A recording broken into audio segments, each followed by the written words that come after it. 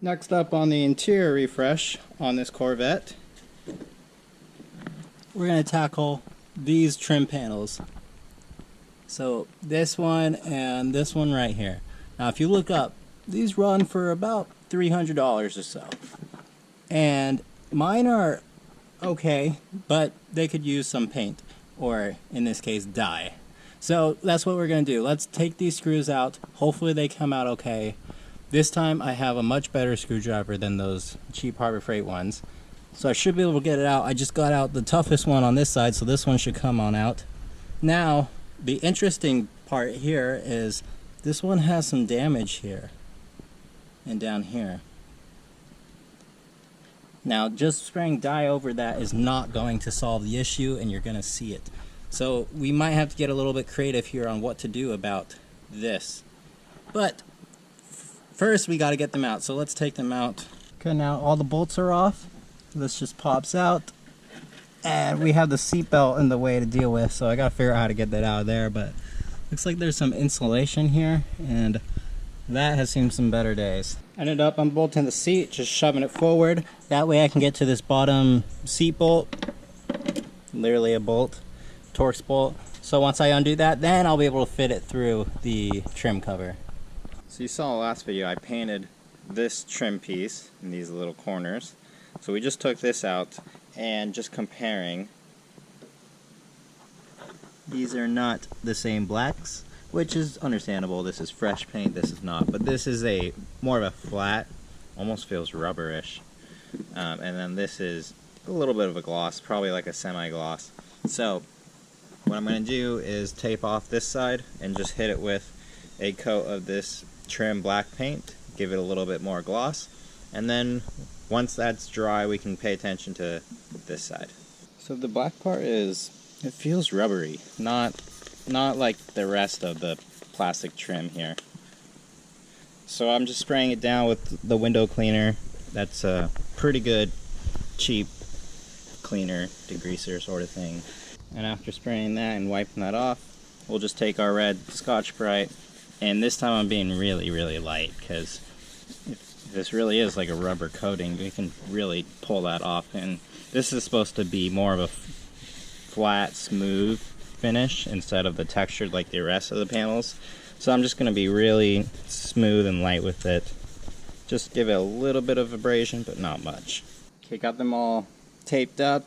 That way I don't get any black onto the white. It doesn't really matter because I'm going to be scuffing up the white, but just save me some extra effort there. So the black, I'm about to hit it with the adhesion promoter, same thing I did before. I just hit it with the panel prep right now, letting that dry. Of course, wipe that off. But so the tricky part's going to be the line between where the black starts and where the white starts. So what I did was I marked just barely under the black part that was existing, that transition. So I went just under the transition, so I'm going to cover a little more black than there was before. These actually weren't even. One of them had more white, less black, and then the other. So giving a little bit more, I'm going to put more black on it, and then when I come around to do the white, I think that's when I can actually do kind of the filter effect. That way it's not a hard line. So when I do that, I'll show you how I do that, but just keep in mind you don't want a hard tape line to show up, because you're going to notice that. Alright, that's the adhesion promoter has been sprayed. Spraying this trim bumper paint once again. This way it will perfectly match what I sprayed previously, which butts up right up against this. So again, light coats.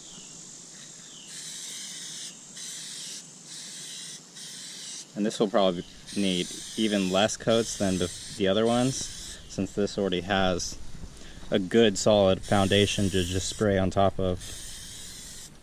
There we go. We'll do a few more coats of that, then we'll be done.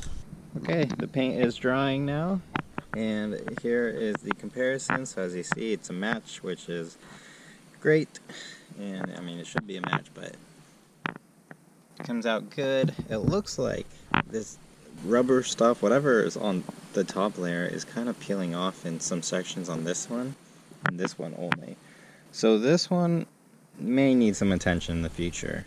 but looks good for now, and the colors match, which is the most important part. So the paint has cured on the black side here, and it came out pretty good. Still has that texture and everything, and my tape line was actually pretty good. So I can work with this. You know, it's not a hard edge. There's some old black, but we'll spray the white up to this hard edge, and then we're going to kind of feather it out. But you'll see how we do it. Now, before we start painting this, and before we just scuff it and then paint it, we need to take care of these cracks. So it took a big chunk out here and here. This one was already there. This one came out when I took the piece out, because when I glued the T-top on, some of that glue got stuck on here and it ripped it off. So we have some repairs to do. Now this is going to be a tricky piece to repair, because not only do we have big cracks, but we have these small thin ones. So my plan here is to level it, because right now there's a dip in it, so we need to make it smooth. But I'm going to level it with some JB Weld, but I need to prevent it from cracking again. So I could put JB Weld over this, you know, or like a body filler, and then sand it smooth. It's going to have a little bit of a hump where this is. It won't be perfectly smooth like everything else, or perfectly level. Or we can try to thin this out. So if you see here, I took a razor blade, I cut off the edge, and then I worked my way at kind of cutting it at an angle. I think sanding is going to be the better bet here. If we can get it sanded so it's more like a smooth ridge, then we can fit some of that JB Weld on here and help stick it all together. So let's try sanding it down, making more of a dip or a valley instead of just a straight cliff drop off. I think I found a method that works. This is 220 grit, and I'm just feathering out this transition right here. And I can feel my finger. It's definitely lower now. Now I think there's still gonna have to be a little bit of a hill that I build here, but it's gonna be pretty small. You won't even notice it. If anything starts catching your fingernail, you have to clip it off. Like that just clipped my fingernail, just clipped off, so now I need to make it smooth on the end again. Because if it catches your fingernail and it chips at all, it's going to chip later on. Okay, a little bit of JB Weld later, and there we go. Used one of these. I have so many of these. I bought like 100 packs, so this works perfect, I guess. One-time use. So I'm spreading it just like you would with body filler or Bondo. Even on the little cracks. Now, I've sanded JB Weld before, but never like to this extent. So this is just an experiment. I mean, I know it can sand off. Worst case, we just chip it off if it dries up too hard and we need to get something softer like a body filler. So I'm gonna let this dry overnight basically, and then we'll hit it tomorrow with some sandpaper and try to smooth it out. I went pretty thick, as you can tell. This whole area was missing. I don't remember if I got a clip of that, but the whole area chipped off, so there's basically nothing here. None of this cover that would have gone over it. So I went extra thick. That way we can smooth it out with our sanding later. I got it as smooth as I could with my spreader, but we'll have to do quite a bit of work sanding later. And just the goal is no more noticeable dips. Should be all flat and level. The JB Weld is cured, so I'm taking the same 220 just on my pad. I have it on a soft side right now instead of the flat hard side, but as you can tell, JB Weld is sandable, so that's good. So I'm gonna make it smooth with my soft side, and then we'll probably have to go back and just make sure the transitions are smooth as well. Alright, this panel is good to go. I scuffed up the rest of the white part and sanded the JB Weld to my what I feel is satisfactory. So it's pretty smooth actually, and this was only that one coat you saw me put down. That's pretty good. It sanded pretty good actually. I'm surprised. You know, this is my first time ever attempting JB Weld to repair plastic, let alone my first time ever trying to repair an interior piece like this. But it filled in the small cracks here pretty good. I don't think we'll have any issues with it expanding. This one is not the greatest. It probably needs another round of sand and put another layer of JB Weld and then smooth it out. But it's close enough to where I'm okay with leaving it. And this part up here, it seems to came out pretty well. It's very smooth. You can't even feel it on the transition. This was another big crack area, and there's only this tiny little spot right here that maybe I can feel. Maybe it's just my head. There's a little bit right here, but other than that, this is ready to go. And I think I'm gonna stop here. Okay, I took the little nub off here. Now I'm happy with it. Okay, so this is the other panel. This one doesn't have any repairs that we need to make, so we're just gonna spray it. This is basically window cleaner. Spray away, glass cleaner. Take my red Scotch-Brite and just scuffing it up, and this is pretty satisfying. It gets rid of all that. Now, red is equivalent to about 400, I believe. So, if your panel's just dirty and all you want to do is a quick way to clean it, red is a little too aggressive. They make one that's a finer one, and I believe that one is about 600 grit equivalent. That would probably be fine. Just go really light and don't press too hard.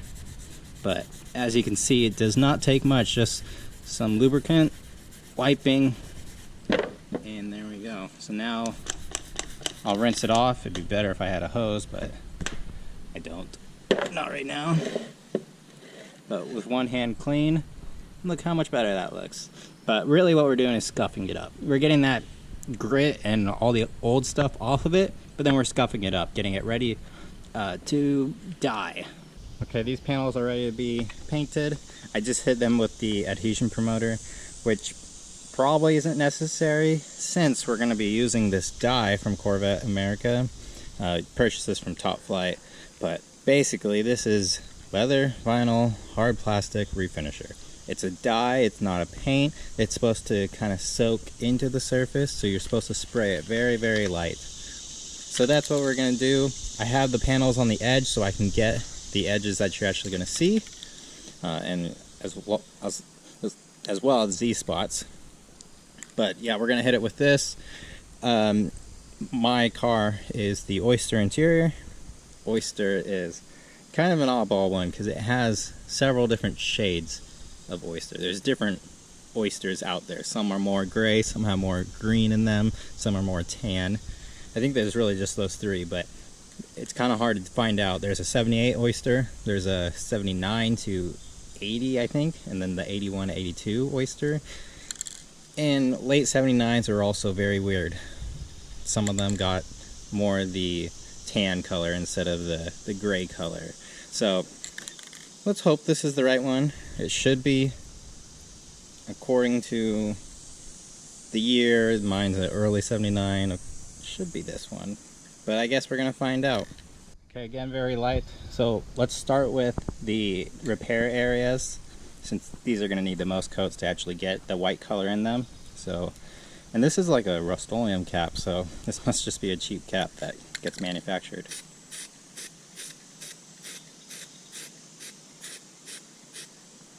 So we'll just do kind of like that. I'm going to hit the other repair area as well. Spray's pretty good. Hit this corner. This corner.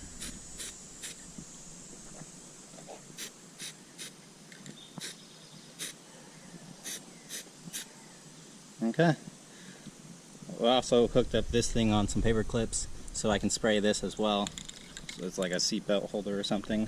So let's give it a nice light coat, and we'll give it a couple coats as well. Just spray the second coat, and this side is looking pretty much good. I just need to hit probably the edges one more time and the transition line. Now this one had the most repair, and the color is there now, so we're covered. Gonna hit the edges one more time. Now what I want to show is, if you see the repair areas, like this whole block here at the end, and this whole section, and then right around here, So the repair areas are going to be flat. They're not going to have that texture that the rest of the panel is going to have. Now that's going to be kind of the biggest issue here. How can we recreate that texture? And really you can't.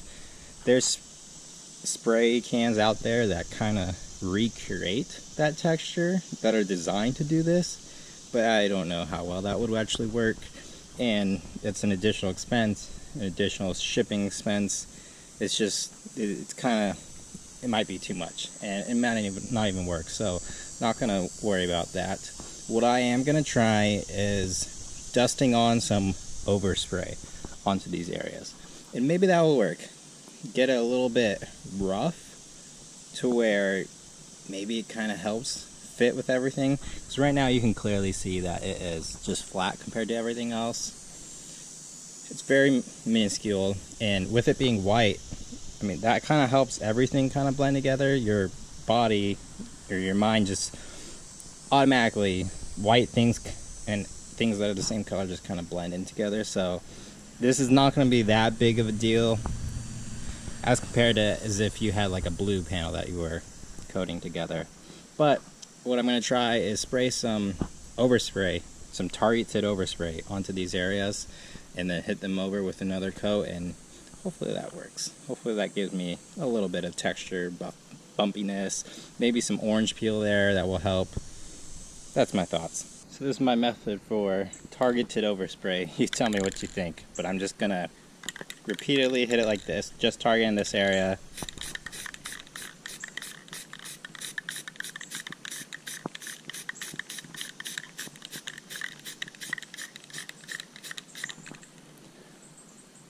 You can tell there's a little bit of roughness to it. I think it's actually working. That's all I'm going to do though. I might hit it with one more coat afterwards, just to kind of smooth out the top layer and bake that in, or soak it in. Seal it in, I guess is a better word. Don't forget to peel off your masking tape before it dries. That's important, otherwise you're going to get a hard tape line. Just inspecting this tape line looks pretty good. It's not perfect, but in all honesty, it was not perfect from the factory either. I did this one. This one, I had a little white overspray in this area, but other than that, it's about par on that one. So from the factory, it was not a perfect line anyways. So I just need to fix this little area up, and I'll be happy with that. Okay, so we're going to try to fix the line right here, the join line between the white and the black.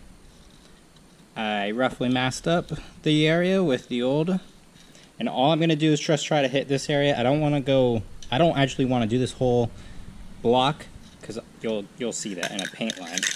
So I'm just going to try to lightly dust it on. Trying to think what way I want to go. I think this way. Yeah, I think I'll just do really light like that and just try to get it in the crack. It's hard because it's dipped down, but I think we'll get it. Okay, it's pretty late now. I've let it dry, and what I feared happening happened. So you can clearly see the tape line there. So I should have moved the tape line out more, and then that way I didn't have any chance of hitting it over there. Same, we got a tape line on this side. Maybe I could have pulled the tape off sooner, maybe it dried a little too long, but either way we have an issue. So I'm going to try taking, this is a synthetic clay bar by Griot's. Going to use that, some of this Speed Shine to lubricate it, and see if I can just kind of buff out a smooth transition there. It might need another coat, maybe just one full light coat around, but not the end of the world. We can fix this. Alright, and here are the panels all painted up. They're dirty, so they need to be cleaned up again. Some dust fell from the garage, but they're all good to go.